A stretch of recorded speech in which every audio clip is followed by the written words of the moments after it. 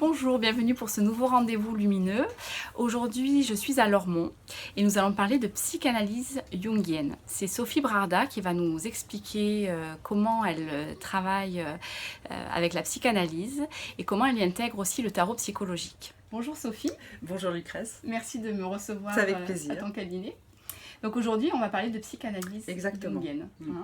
Est-ce que tu peux nous dire comment ça a démarré pour toi, comment tu en es venue à ça? Alors, si tu m'avais dit qu'un jour je deviendrais psychanalyste, j'aurais dit je ne te croirais pas. D'abord, j'ai fait une première psychanalyse personnelle qui a été extrêmement éclairante dans ma vie, qui m'a libérée de grosses problématiques personnelles de mon histoire familiale. Et donc c'est une psychanalyse freudienne, donc très classique, conventionnelle je vais dire, et ça durait 7 ans. Et puis en même temps, parallèlement à ça, j'avais déjà commencé mon activité de tarologue. Parce qu'on va parler aussi du tarot, et d'ailleurs je rebondis, tu nous expliqueras aussi la différence entre la psychanalyse freudienne et jungienne du coup. Voilà. La psychanalyse freudienne va faire en sorte de t'intégrer socialement. Freud, il avait une phrase, il disait, il s'applique à ce que l'homme, l'humain, arrive à aimer et travailler. C'était son leitmotiv. D'accord. La différence avec Jung, c'est qu'on va être là dans une démarche qui va intégrer l'aspect spirituel de l'individu. Tout ce qu'on va appeler la notion d'âme, le soi, l'être intérieur. Et là, l'idée, c'est de s'accomplir en tant qu'individu et pas forcément en tant que personne sociale. Alors, il y a une chose qu'il faut savoir, c'est qu'il va y avoir le personnage public que l'on va être, qu'on appelle la persona, et que parfois ça peut créer des conflits où on va se retrouver tiraillé à vouloir, à travers ce masque social, satisfaire les uns et les autres.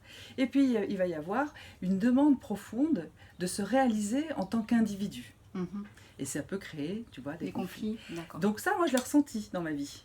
Voilà, j'ai senti aussi ce décalage et j'étais très attirée par les écrits de Jung, j'ai lu beaucoup de travaux, et à travers mon approche de tarologue, le tarot va parler des archétypes. Et ça, c'est une notion très jungienne. Ce sont des images, les archétypes, ce sont des images qui habitent la psyché de l'homme depuis la nuit des temps, qu'on retrouve à travers l'histoire de l'art, à travers les différentes civilisations, qu'on retrouve à travers les différentes ethnies, les différentes époques. Donc ce sont des images récurrentes, fondatrices de ce qui forme vraiment ce qui fait l'humain. La psychanalyse freudienne m'a satisfait d'un point de vue tous les complexes familiaux, l'Oedipe, le rapport entre le père, la mère, tout ça. J'ai compris beaucoup de choses, beaucoup de mécanismes, mais ce n'était pas suffisant. Au bout d'un moment, j'avais vraiment besoin d'atteindre ce qui fait ma dimension intime, profonde. Et ça, je l'ai découvert à travers le travail que j'ai accompli, la deuxième psychanalyse, qui est une psychanalyse didactique avec un psychanalyste jungien, qui m'a formé, qui m'a amené, conduit dans cette démarche-là. Et vraiment ce qui fait la base d'une séance, ça va être, on va travailler à partir des rêves. Parce que dans les rêves, eh bien, tu vas avoir accès à toutes ces images intérieures, ces fameux archétypes qui t'animent du plus profond de ton être. Et ces archétypes vont te renseigner sur là où tu en es, dans certains conflits que tu vis dans ta vie, certaines expériences douloureuses, certains obstacles, parfois même des maladies, ou parfois même un mal-être. Et tout ça va faire que tu vas comprendre pourquoi tu traverses ce type d'événements ou de situations, et dans le but d'aller comprendre ce qui fait vraiment ton âme, ton être profond. Donc c'est ce qui fait la différence entre les deux psychanalyses, d'accord. Voilà. On va être plus dans le développement de ce qui fait vraiment son intériorité, en dehors du masque social. On va prendre en compte le masque social, la persona, mais c'est pas suffisant. Alors que pour Freud, c'est suffisant. L'idée, c'est d'être bien intégré. Tu vois. Alors que pour Jung, l'idée, c'est de s'accomplir en tant qu'individu. Tu vois la différence? Oui. C'est plus fort. Et ça t'a donné envie du coup d'aller plus loin. Et du coup, amené par cette deuxième psychanalyse, et parce que pour moi vraiment ça a été très éclairant, cette découverte de la lecture des rêves, l'analyse des rêves, que ça devient maintenant, souvent les gens ont peur soit on fait des cauchemars, soit on les vit mal, soit ils sont très tordus, ils sont bizarres, on se dit ça veut rien dire, ça correspond à rien. Mais quand on commence à comprendre le symbole, la symbolique, que l'on trouve aussi dans le tarot, c'est la même chose. Hein. Eh bien, alors là, ça devient une porte ouverte, tout d'un coup, ça facilite son cheminement. On comprend plus vite certaines situations, on se libère, ça vient vraiment, Jung l'appelle la voie royale. Je trouve très beau. Oui. Alors, est-ce que tu peux nous expliquer comment tu travailles en psychanalyse justement avec le tarot? Alors, ce que je vais faire, je vais avoir une approche que les gens vont reconnaître, qu'on connaît déjà, qui est assimilée à la numérologie ou à l'astrologie. Le fait est que je vais prendre la date de naissance de la personne et avec une base de calcul, on va faire correspondre les chiffres avec les cartes du tarot. Et donc, on va avoir au final 13 cartes qui vont représenter les points forts et les points faibles de la personne. On va avoir des cartes qui sont en fait donc ces fameux archétypes, qui sont les archétypes moteurs, avec lesquels la personne va avancer et évoluer positivement, dans lesquels effectivement ils vont voir une énergie qui les porte, qui les inspire, qui va vraiment être révélatrice d'aptitudes, de compétences, qui vont montrer la voie dans laquelle ils peuvent se réaliser. Et puis tu vas avoir aussi l'aspect plus sombre. Donc tu vas avoir là les archétypes contre lesquels les personnes se cognent. Et là où c'est compliqué, ça va montrer des problématiques, des mécanismes psychologiques inconscients, ce qui va donner des explications pourquoi on est confronté à tel type d'échec ou de situation, d'événement, où on a l'impression que c'est le destin, que c'est la faute à pas de chance, que pourquoi ça nous arrive à nous, on n'a pas mérité ça, on comprend pas, on vit certaines expériences. Et donc là ça va être vraiment, ça va nous renseigner, parce qu'en fait ça va nous expliquer pourquoi on est confronté à ce type d'événement et qu'est-ce qu'on doit finalement dépasser, libérer. Et ça va être très très... Donc toi tu les ramènes, en fait tu les accompagnes pour les ramener à la conscience de ça justement, voilà, c'est ça, parce qu'on n'a pas forcément toujours conscience de ces zones d'ombre, de ces points forts. Et donc du coup c'est un outil, donc c'est pour ça que le tarot tel que je le pratique n'a rien à voir avec de la voyance. On n'est pas du tout dans le cadre de la prédiction, on est vraiment dans une approche humaniste, psychologique, c'est pour ça que ça s'appelle le tarot psychologique.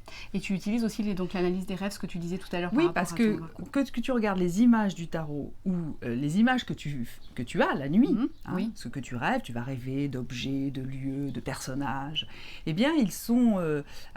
effectivement, les costumes, le décor peut-être changent, mais finalement ce qui fait vraiment l'essence de ces symboles, c'est ce qu'on appelle les archétypes. Et ces archétypes-là vont te renseigner sur là où ça fonctionne pas, pourquoi, qu'est-ce qui n'est pas compris, qu'est-ce qui est à libérer. D'accord. Donc tu utilises tout ça, en fait, c'est tous tes outils. Tout ça est révélateur. Et donc ça aide aux gens à faire une prise de conscience.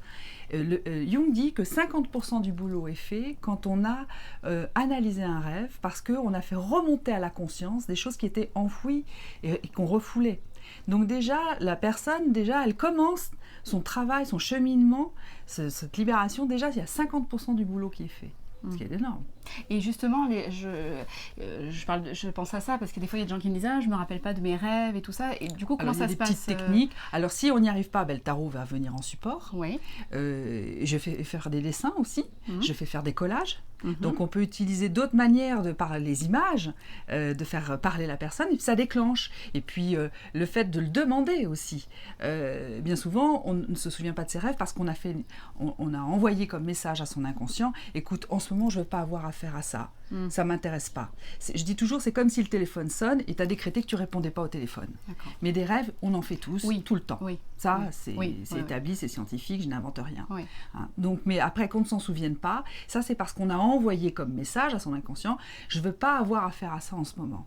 Voilà. Et donc là, l'idée, c'est de renvoyer un nouveau message, de simplement dire, voilà, aujourd'hui, moi je dis comme conseil, en s'endormant le soir, tu dis, puissais-je me rappeler de mes rêves le lendemain matin.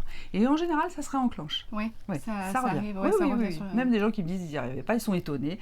Le fait même de venir à un de mes ateliers, allez, hop, ça déclenche des rêves. Parce qu'effectivement, ils ont renvoyé le message à leur inconscient, mais ok, je veux maintenant dialoguer avec cette part de moi. D'accord. D'accord.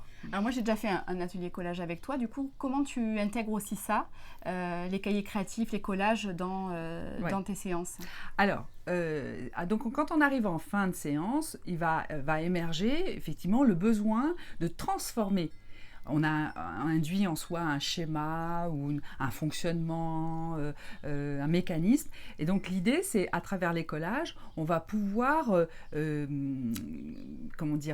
créer de nouvelles images. Le terme qu'emploie Jung pour dire ça, c'est qu'on va travailler l'imagination active. D'accord ? Alors ça peut passer effectivement à travers du dessin, du collage. Hein. Ça pourrait même être autre chose, ça pourrait être de l'écriture tout simplement. Hein. Voilà. Mais l'idée, c'est que plus c'est créatif, plus c'est visuel, plus ça va nous parler. Donc en général, en fin de séance, je vais proposer de faire des collages en fonction de ce qui a été dit dans un rêve. Alors reprendre un élément du rêve, ça ne me vient pas, mais par exemple si la personne a rêvé d'un bateau qui allait sombrer dans l'eau, je vais faire un collage. J'ai trouvé un bateau où il y a une belle mer d'eau bleue. Enfin, ça c'est un peu caricatural, mais c'est beaucoup plus adapté aux personnes. Oui. Et parfois, alors quand elle me le ramène le collage, dès là, elle va transparaître des choses à l'insu de leur plein gré, je vais dire. C'est-à-dire que l'inconscient va parler, va révéler des choses. Donc là, je vais dire, vous voyez, vous avez mis tel objet, tel symbole, ça révèle ceci. Et là, c'est très parlant. Encore une fois, ça vient. Voilà. Encore un outil. Et donc du coup, on va rebondir. Je vais dire, on peut recoller des choses dessus, ou en refaire un deuxième. Voilà. Donc du coup, je mets un outil en place que j'appelle le cahier créatif. Hein, donc je leur dis de se trouver un petit cahier, un beau cahier même, avec une belle page, voilà, et qui va être leur carnet de route, leur carnet de bord pendant toute leur séance, tout le déroulement, parce qu'entre les deux séances, il y a ce travail personnel où ils vont noter des phrases, coller des images, voilà. Donc ça, c'est en ça que ça devient, c'est la deuxième autre 50%. Je t'ai dit tout à l'heure, voilà.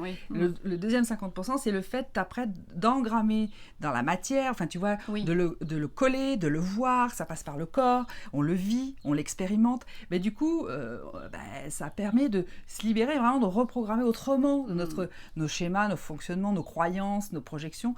Et ça nous aide vraiment. Voilà. Du coup, la personne, elle est aussi très active dans son travail. Voilà. Parce que ça continue aussi chez elle. Les gens, ils se découvrent, là, tu vois, ils se révèlent, ils font vibrer leur côté plus artiste, plus sensible, plus rêveur. Hein, c'est ce côté, alors le rêveur dans le sens se projeter dans le futur. Oui. Tu vois, parce qu'il y a ça aussi, les projets qu'on a envie de faire, là où on a envie d'aller, ce qu'on a envie d'accomplir. Donc ça, vraiment, ça donne un souffle. Voilà, ça c'est très très porteur. Je sais que les gens, ça les aide beaucoup. Et comment ça se passe alors une séance concrètement ? En général, la première partie, je vais demander qu'est-ce qui se passe dans leur vie. Parce que je vais toujours relier. C'est pas du blabla, on parle des images, des symboles et c'est tout. Je vais quand même relier à quel type de situation ils vivent, ce qu'ils ressentent, leurs émotions, quels sont les problèmes qu'ils vivent, des histoires, des scènes, peut-être des conflits qu'ils ont eu avec une personne ou un échec dans un cadre professionnel. Donc, ça va être relié énormément aux événements, ce qu'ils vivent. Et donc, je prends des notes, comme ça, on reviendra dessus après dans la séance. D'accord. Et après, je dis, qu'est-ce que nous racontent vos rêves ? Alors là, ils vont raconter leurs rêves, et puis on va commencer ensemble à décrypter, à analyser ce que ça signifie. Et c'est là que je te dis que c'est très révélateur, et donc on va pouvoir faire des ponts et des liens avec ce qui a été dit en début de séance, par rapport à, oui, je suis en train de vivre ça, je comprends mieux. Ça va éclairer les situations que les personnes vivent. Voilà. Donc il y a un échange parce qu'il y a des psychanalystes. Oui. C'est un face à face. Alors c'est la différence. C'est effectivement la psychanalyse que j'avais vécue, la première, la freudienne. J'étais allongée sur un divan. C'est la vision classique qu'on a avec mon psychanalyste derrière et qui parlait à peine et qui disait OK. Enfin voilà, il relevait 2-3 mots. Voilà, c'est très différent une psychanalyse jungienne. Jung par exemple, il était aussi très bavard. Il échangeait. Parfois même, il livrait ses rêves. Et il demandait à ses patients qu'est-ce que vous en pensez. D'accord. Donc il fait participer. C'est très participatif. Moi j'aime bien ça. Je trouve que c'est très vivant. Et en général, ça dure combien de temps une psychanalyse ? Est-ce qu'on peut dire sur la durée ? On dit en général que ça peut être entre 25 et 30 séances minimum. Mais après, ça va beaucoup suivre le rythme de la personne. Il y a des gens, tu vois, au bout d'un an, puis on va voir aussi ce qu'on va fixer comme objectif. Les gens qui viennent me voir, ça va dépendre de ce qu'ils attendent, ce qu'ils veulent faire. Voilà, tout le monde n'a pas les mêmes demandes ou les mêmes attentes. C'est vrai. Il y a des gens, ils ont envie vraiment d'aller très loin. Donc ils vont me suivre pendant des années. Mais eux, ils sont vraiment dans une quête. Puis il y en a d'autres qui sont venus parce que c'était un moment de leur vie particulier. Donc là, ça peut effectivement être sur une année. Tu vois. Une problématique particulière? Oui, ça peut même un peu plus court. Alors c'est pour ça que je dis, je peux pas dire c'est pile poil un an, mais ça va dépendre. Quand je vois que la personne, par rapport au début, quand elle est venue me voir, elle en arrive maintenant, elle a facilité la chose, ça se passe beaucoup mieux dans sa vie. Là où ça coinçait, finalement, ça y est, ça marche et tout. Je dis, ben ça y est, vous avez atteint un certain niveau, c'est bon, vous n'avez plus besoin de continuer. Si elles ont envie de revenir me voir, faire une petite piqûre de rappel, c'est toujours possible. Mais voilà, moi je tiens pas non plus à garder les gens. Donc, l'idée, c'est qu'ils arrivent aussi à s'autonomiser, à prendre leur envol, à intégrer tout ce qu'ils ont appris avec moi. Et à utiliser justement après dans leur quotidien. Dans leur vie, des gens que je ne vois plus, mais ils me disent, ils continuent le cahier créatif, ils continuent à écrire leurs rêves, ils ont compris après, à force, c'est didactique aussi, la manière dont j'analyse les rêves avec eux, parce que je vais leur dire tel symbole, ça signifie ça. Au bout d'un moment, on a quand même des rêves récurrents, enfin des symboles récurrents, les maisons, je te dis, les bateaux, les avions. Donc après, on comprend ce que ça signifie. Et ça dure combien de temps en général une séance? 1 heure. 1 heure. Et c'est une fois par semaine, il y a une règle? Alors là aussi, ça va dépendre. Il y a des gens, ils ont besoin, ils cheminent plus lentement, ils ont besoin d'intégrer. Émotionnellement, c'est peut-être, voilà, ils vont dire, je vais vous voir toutes les 3 semaines. D'autres, ils ont besoin d'aller vite, ils ont besoin... Il y en a une qui m'a dit, j'ai besoin de nourriture. Ça m'avait marqué. J'ai besoin de nourriture. Donc là, on peut se voir toutes les semaines. D'accord. Voilà, ou tous les 15 jours. En règle générale, c'est facilement tous les 15 jours. C'est un bon rythme. Après, tu adaptes en fonction de la demande. Ce qu'ils peuvent, ce qu'ils veulent. Je m'adapte. Voilà, il n'y a pas de règle établie. Ça, c'est la différence aussi avec un freudien, ou alors qu'il pleuve, comme je dis, qu'il pleuve, qu'il neige, qu'il vente, que ce soit quoi que ce soit. J'avais 2 séances par semaine et je devais y aller impérativement. Systématiquement, d'accord. Et si, voilà, je n'avais pas le droit de ne pas y aller. C'est vraiment un engagement. C'est lacanien, c'est très très strict. D'accord. Alors que là, bon, c'est pas grave, on est plus cool avec les Jungiens. D'accord. Alors je sais que tu fais aussi d'autres choses. Tu as le taroscope, il y a les ateliers, tout ça. Est-ce que tu peux nous dire exactement ce que tu fais? Alors oui, il y a des gens qui ne vont pas vouloir faire une psychanalyse, mais qui ont envie quand même. Donc c'est ce que je te disais tout à l'heure, ils vont faire le thème de naissance avec la date de naissance qu'on appelle le taroscope. Donc ça, c'est un outil que j'écris, c'est un compte-rendu, il y a 60 pages à peu près, et c'est une explication détaillée, profonde de leur psyché, de tous leurs mécanismes psychologiques. C'est vraiment très, très, très parlant. Voilà. Alors ça, on peut me voir en dehors d'une psychanalyse. Pour soi, c'est une séance. En plus, ils ont un compte-rendu écrit. Donc voilà, ça va être un peu un guide de la personne, un compagnon dans leur cheminement après personnel. On peut me voir aussi pour une séance individuelle de tirage de cartes, où là, ça va être une séance un peu coaching. C'est-à-dire, ça va permettre de faire le point sur leur vie actuelle et de voir par rapport aux orientations qu'ils veulent prendre, les choix qu'ils ont à faire, des questions qui se posent. Ça va être éclairant à ce moment-là. D'accord. Voilà. Les blocages qu'il peut y avoir. Voilà, comprendre, voilà. Et c'est pas... Alors, il y en a qui vont dire, j'ai vraiment envie de continuer, donc la psychanalyse sera la bienvenue. Il y en a d'autres qui disent, ça me va comme ça, et ils s'arrêteront là. Et puis, il y a donc, effectivement, je donne aussi des cours de tarot. Alors, évidemment, dans cette approche très jungienne. Donc, ça va être des modules qui se durent sur 3 jours, sur un week-end. Et je vais expliquer ce que je te nomme les archétypes.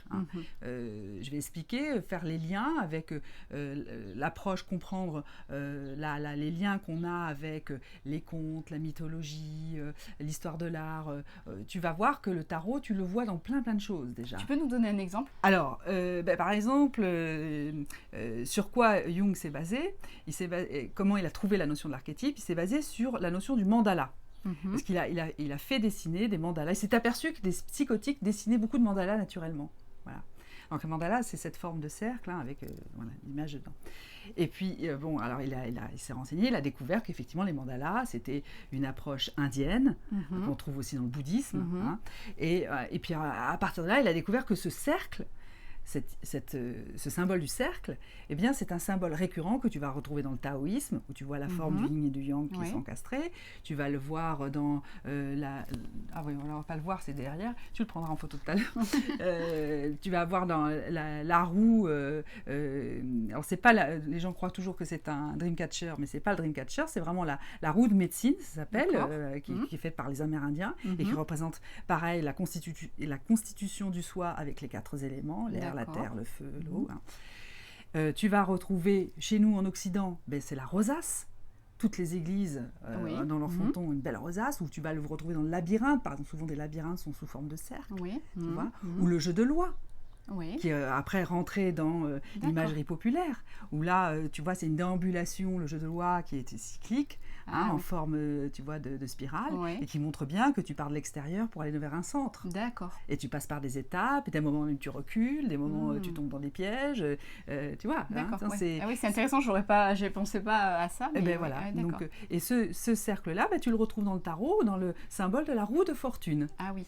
Voilà. Et ça montre bien aussi cette notion de la carte de la roue de fortune, va montrer vraiment cette notion de vie qui passe par des cycles, avec des alternances, d'échecs, de réussite, des moments où tu es au sommet de la roue, des moments où tu es en bas de la roue. Tu vois, ce tournoiement de la roue montre un peu ce qu'on appelle le destin, quoi. On va appeler le karma, le destin, après, chacun la providence. Tu vas mettre le terme. Les termes changent, mais au fond, on exprime un peu la même chose. Oui. D'accord. Voilà. Donc ça, je l'enseigne dans les cours. Donc tous ces liens qu'on peut faire avec l'histoire, on va retrouver aussi dans les différents courants philosophiques, spirituels. Je t'ai parlé d'hindouisme, le bouddhisme. On va pouvoir aussi le voir dans l'Antiquité grecque, chez les philosophes grecs. On va voir beaucoup de choses qui sont dans le tarot et qui sont très révélatrices de tout ce qui fait le cheminement de l'individu. Voilà. Donc ça parle beaucoup aux gens. Les gens qui vont à mes cours, c'est pas pour après pratiquer forcément le tarot. C'est pour eux. C'est une démarche personnelle. D'accord. Il y a vraiment le choix. Ou alors s'ils ont envie d'aller plus loin. Après, il y en a, oui, bien sûr. Après, ils peuvent le faire pour eux aussi, pour le faire après, peut-être devenir tarologue et le faire d'un point de vue professionnel. C'est possible aussi.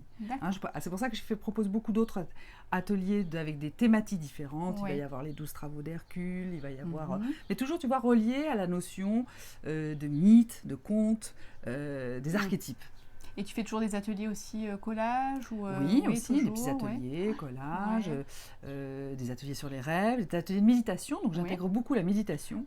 Ça, c'est un autre pan aussi beaucoup parce que comme on vit une époque très stressante, et puis tous les conflits que l'on peut vivre émotionnels, tu vois, toutes les tourments qu'on peut avoir avec nos émotions, ça peut créer du stress, de l'angoisse, de la déprime. La méditation va être une bonne réponse, elle va beaucoup aider.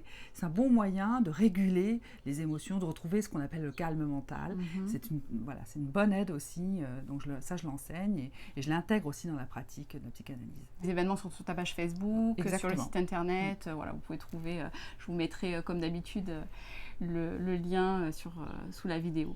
Qui c'est qui peut venir te voir en fait? Alors, en général, les gens qui sont, prioritairement, après il peut y avoir d'autres cas, mais souvent ce sont des gens qui sont dans des passages de crise. Soit ça va être un burn-out, soit ça va être une dépression, soit ça va être un divorce, soit ça va être une perte d'emploi ou une réorientation professionnelle, soit ils sont ce qu'on appelle la crise de quarantaine ou de la cinquantaine, tu vois, la crise au mi-temps de sa vie, parce que c'est le moment où effectivement on quitte des préoccupations plus sociales, sociétales, et qu'on veut aller vers quelque chose de plus profond, plus personnel. Donc voilà, donc il peut être ça. Et puis après, il y a une autre partie de la population qui va être des gens qui vont être dans ce questionnement identitaire de qui je suis, qu'est-ce qui fait mon histoire, mieux me comprendre, mieux me connaître, parce que c'est vraiment aller dans une démarche de quête de soi. Voilà, donc voilà. Des gens qui sont vraiment à un moment particulier de leur vie bousculés, qui ont besoin d'être accompagnés, et qui, je te dis, vivent des situations douloureuses, ou des gens qui sont vraiment dans un questionnement intime, une quête, un cheminement personnel. Et tu as des jeunes qui peuvent venir... Alors, j'ai tous les âges. Tu as tous les âges, d'accord. J'ai des jeunes de 20 ans, j'ai tous les âges. Et toutes les couches de la société. Tu as aussi bien profession libérale, entrepreneur, des salariés... c'est adapté à tout le monde. Ça se veut pas qu'on se dise pas oui mais moi par exemple j'ai pas fait d'études ou je suis pas intellectuelle, je saurais pas parce que ça a l'air avec les archétypes tout ça. Parce que c'est quelque chose qui peut des fois t'as remarqué le mot psychanalyse, quand tu dis psychanalyse, les gens ont l'impression que ça s'adresse un peu à une élite ou à des gens qui ont fait des études où il faut être très cultivé ou on a une image un peu comme ça un peu voilà. D'accord. Alors nous arrivons à la fin de ce rendez-vous, donc je vais te laisser, comme tu sais à chaque fois je laisse la parole libre à mon invité. Ok. Donc voilà, si tu as quelque chose à dire. Alors je vais citer une phrase de Jung Ouais. qui je trouve est très fondatrice de l'approche jungienne et puis de ma démarche à moi. C'est tout ce que l'on ne veut pas savoir de soi, tout ce qu'on ne veut pas voir de soi, tout ce qui ne parvient pas à la conscience, nous revient sous la forme de destin. C'est vrai, effectivement. Merci. Je t'en prie. Voilà, pour ce moment très intéressant. C'est avec plaisir. Et puis je vous retrouve très bientôt pour un prochain rendez-vous. À bientôt et merci Sophie. Merci.